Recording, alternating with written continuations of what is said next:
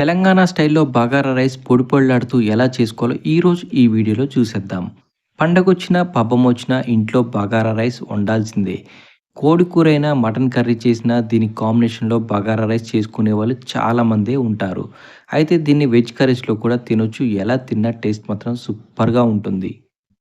ఇంట్లో non veg వండుకున్న, మసాలా వేసి వెజ్ కర్రీస్ వండుకున్న, దాల్ ఫ్రైతో తిన్న ఈ బగారా రైస్ తింటుంటే బిర్యానీ తిన్న అనుభూతే కలుగుతుంది. చాలా సింపుల్‌గా, క్విక్‌గా, ఈజీగా, టేస్టీగా ఈ బగారా రైస్‌ని ఎలా ప్రిపేర్ చేసుకోవాలో ఇప్పుడు ఈ వీడియోలో చూసేద్దాం.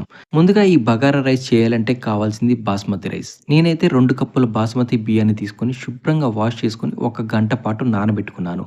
ఇలా నానబెట్టుకున్న తర్వాత పక్కనే స్టవ్ ఆన్ చేసి స్టవ్ పైన ఒక పెద్ద వెడల్పాటి ప్యాన్ పెట్టుకొని ఇందులో ఒక 2 లేదా 3 టేబుల్ స్పూన్ నెయ్యి వేసుకున్నాను. మీకు కావాలి అంటే డాల్డా అయినా సరే వేసుకోవచ్చు. ఇలా నెయ్యి లేదా డాల్డా వేసుకున్న తర్వాత లైట్‌గా హీట్ అవ్వనివ్వండి. ఇలా హీట్ అయిన తర్వాత ఇందులోనే ముందుగా కట్ చేసి పక్కన పెట్టుకున్న ఆనియన్స్ అన్నీ కూడా ఇందులో వేసుకోండి. ఆనియన్స్ అన్నీ కూడా లైట్ గోల్డెన్ బ్రౌన్ కలర్ వచ్చే వరకు వేయించుకోండి.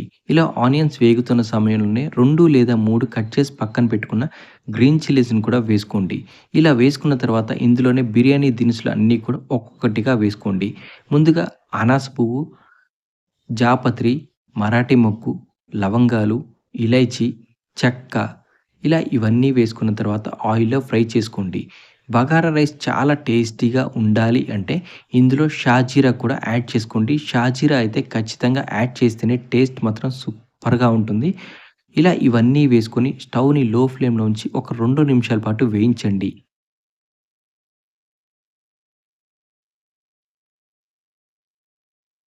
హోటల్ స్టైల్‌లో బగారా రైస్ ఎలా ఉంటుందో అలా మన ఇంట్లోనే చేసుకోవచ్చు. దీనికి 5 లేదా 6 మిరియాల్ని యాడ్ చేయండి. ఇవి వేయటం వల్ల బగారా రైస్ ఎంత రుచిగా ఉంటుందో హోటల్‌లో అంతకు మించి మన ఇంట్లోనే చేసుకోవచ్చు. ఇవి వేసుకున్న తర్వాత ఇందులోనే ఒక జాజికాయ, 2 లేదా 3 బిర్యానీ ఆకులు కూడా యాడ్ చేయండి. ఇవి యాడ్ చేసుకున్న తర్వాత ఇందులోనే ఫ్రెష్ జింజర్ గార్లిక్ పేస్ట్ కూడా వేసుకుంటూ ఉంటారు. నేనైతే ఫ్రెష్ జింజర్ గార్లిక్ పేస్ట్ ఈ టైంలో వేయలేదు. అదెందుకో తర్వాత చెప్తాను. చాలామంది ఈ టైంలో వేసి మిక్స్ చేస్తూ ఉంటారు. అలా అయినా చేసుకోవచ్చు. No problem. బగారా దినుసులు అన్నీ బాగా ఫ్రై చేసుకున్న తర్వాత ఇందులో ముందుగా నానబెట్టి పక్కన పెట్టుకున్న బాస్మతి బియ్యాన్ని వాటర్ లేకుండా యాడ్ చేసుకోండి. వాటర్ లేకుండా యాడ్ చేసుకున్న తర్వాత ఒకసారి బాగా మిక్స్ చేసుకోండి. ఇలా ఆయిల్‌లో కానీ, నెయ్యిలో కానీ బాస్మతి బియ్యాన్ని ఫ్రై చేసి బగారా చేసుకుంటే ఆ టేస్టే డిఫరెంట్‌గా ఉంటుంది. ఒక్కసారి ట్రై చేయండి. అందరూ కూడా ఎసరు పోసి ఎసరు మరిగిన తర్వాత రైస్ వేస్తూ ఉంటారు. అలా కాకుండా ఒక్కసారి నా స్టైల్‌లో ఈ విధంగా చేయండి. డిఫరెన్స్ మీకే అర్థమవుతుంది. ఎంత రుచిగా ఉంటుందో తెలుస్తుంది.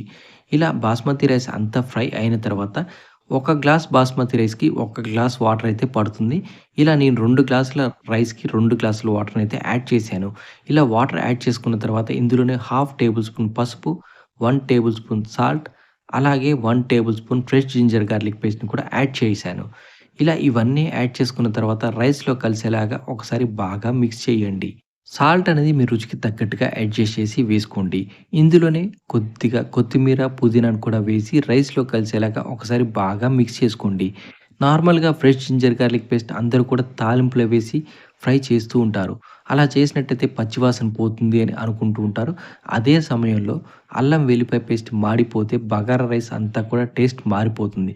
ఫ్రెష్ జింజర్ గార్లిక్ పేస్ట్‌ని ఒక్కసారి ఇలా వాటర్‌లో వేసి ట్రై చేయండి. టేస్ట్ మాత్రం మారదు. సూపర్‌గా ఉంటుంది. ట్రై చేయండి. ఇలా అంతా మిక్స్ చేసుకున్న తర్వాత పాన్ పైన ఒక మూత పెట్టి కేవలం 4-5 నిమిషాల పాటు స్టవ్‌ని హై ఫ్లేమ్‌లో ఉంచి ఉడికించండి. చూసారు కదా! ఒక 5 నిమిషాలు ఉడికిన తర్వాత రైస్ అంతా కూడా 50-60% రెడీ అయిపోయినట్టేనండి. ఇలా అంతా కూడా ఒకసారి మిక్స్ చేసుకొని చెక్ చేయండి. బాస్మతి రైస్ ముందే నానబెట్టుకున్నాం కాబట్టి రైస్ ఉడకడానికి ఎక్కువ టైం పట్టదు. చూసారు కదా! ఒక 5 నిమిషాలు ఉడకటంతోటే రైస్ అంతా కూడా 80-90% ఉడికిపోయింది. చాలా సాఫ్ట్‌గా రెడీ అయింది మన బగారా రైస్. ఇలా రెడీ అయిన తర్వాత స్టవ్ ఆఫ్ చేసేయండి. స్టవ్ ఆఫ్ చేసి మళ్ళీ ఒక 2 నిమిషాల పాటు పాన్ పైన మూత పెట్టి ఉడికించండి. ఇలా చేయటం వల్ల బగారా రైస్ పొడి పొడిలాడుతూ చక్కగా ఉంటుంది. మీరు ఎక్కువ సేపు ఉడికించినట్టయితే మెత్తగా అయిపోయి తినేటప్పుడు అంత బాగోదు. మీరు 90% ఉడికిచ్చి స్టవ్ ఆఫ్ చేస్తే ఆవిరికే రైస్ అంతా రెడీ అయిపోతుంది. చూసారు కదా! చాలా సింపుల్‌గా, క్విక్‌గా, ఈజీగా ఎలా రెడీ చేసుకున్నామో, ఇలా రెడీ చేసిన ఈ బగారా రైస్‌ని నాన్ వెజ్‌లోకైనా, వెజ్‌లోకైనా ఎలా తిన్నా టేస్ట్ మాత్రం సూపర్‌గా ఉంటుంది. ఒక్కసారి ఖచ్చితంగా ట్రై చేసి ఎలా వచ్చిందో కామెంట్ బాక్స్‌లో కామెంట్ చేసి చెప్పండి. ఇప్పటివరకు మా వీడియో చూసి లైక్ చేయకపోతే లైక్ చేయండి, షేర్ చేయండి, సబ్స్క్రైబ్ చేయండి.